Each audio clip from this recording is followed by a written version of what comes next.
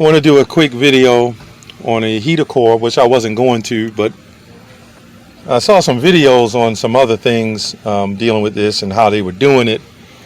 And I'm just going to show the easier way on a 2003 Chevy Suburban 1500 LT, I believe. First and foremost, I'm going to start with the passenger side since I'm over here. Got a 15 millimeter bolt there, two 10 millimeter bolts here, as you can see.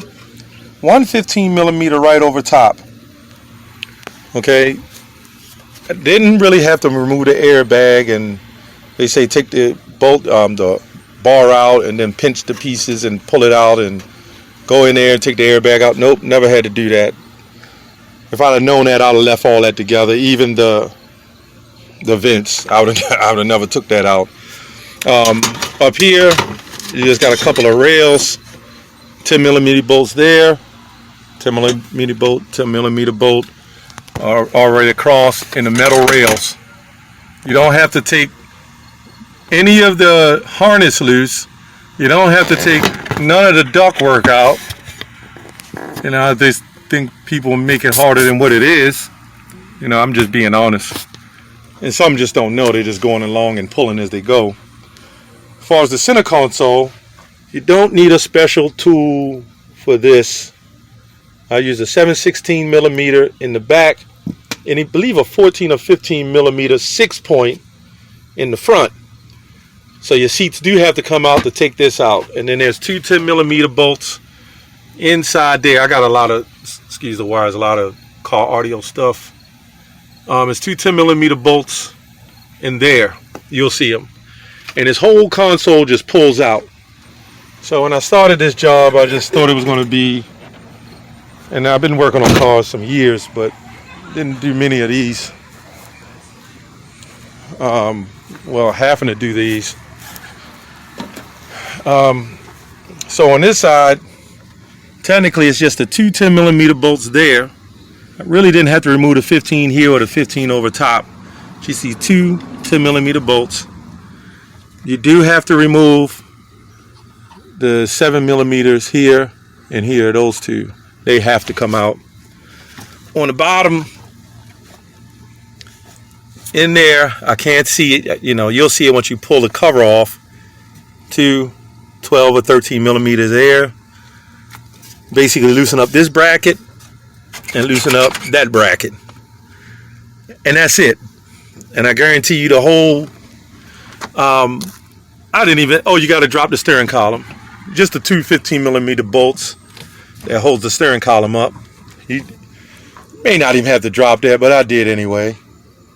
It's not as bad as what, you know, everybody makes it out to be. Now, this is just not a full video on how to do it. You can go look at other videos and then kind of get an idea on what to do and what not to do. This little thing right here, I never moved the plug, never unplugged it. I never moved the heater ducts. There's a 10 millimeter bolt here. Like I said, these two metal rails. You don't have to take the ductwork out or anything like that. Just to say, it's not as bad as it is. A lot of work, no doubt about it. As far as up front,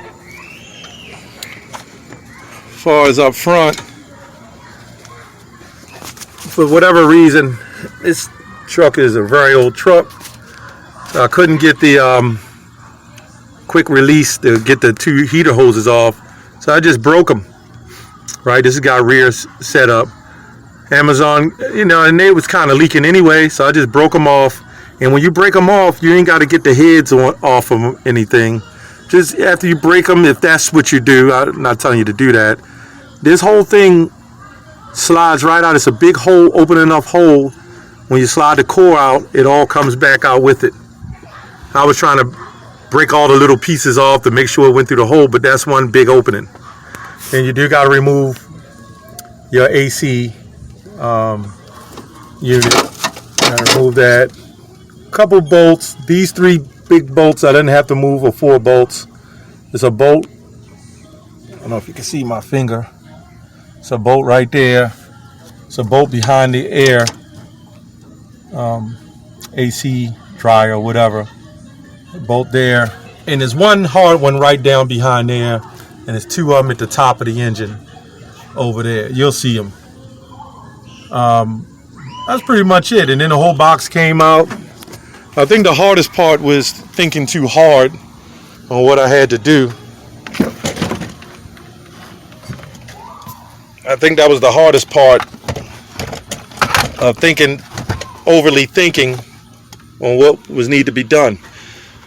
So, of course, let me see here. Yeah, at the bottom of here, I took those bolts out. I'm not even sure I had to take them out.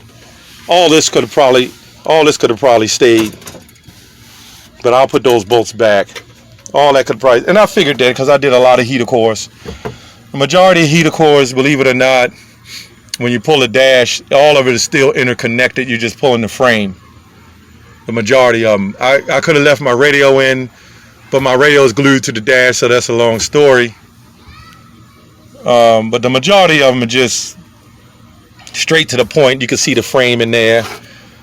You know, that frame in there. So again, to recap, you only got a few bolts on this side. You got to disconnect the front, the top 10 millimeters. You got to pull this center console out. There's a few bolts on the other side.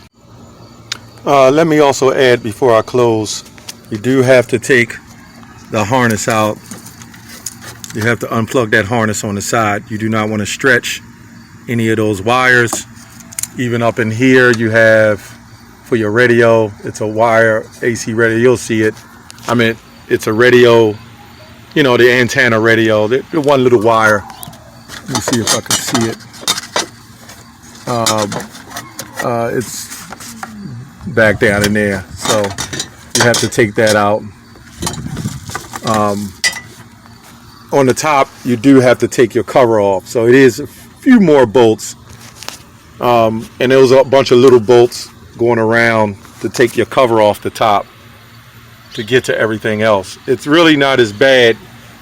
It is hard work, but it's really not as bad as some say it to be, but it is work. If I do a few more of these, it'll be easy. So you got you have to take this cover off. That's the dash cover, which is, as you can see, it's a few bolts going around that pops off easy. Hello, how y'all doing? And there is a rail when you pull out the center console out. There is a rail with one right behind here. It's a metal bar right behind there. It's like a 12 or 13 millimeter. Also say, for a bonus, if you're trying to do a fuel pump on one of these things, you just take the back seat out.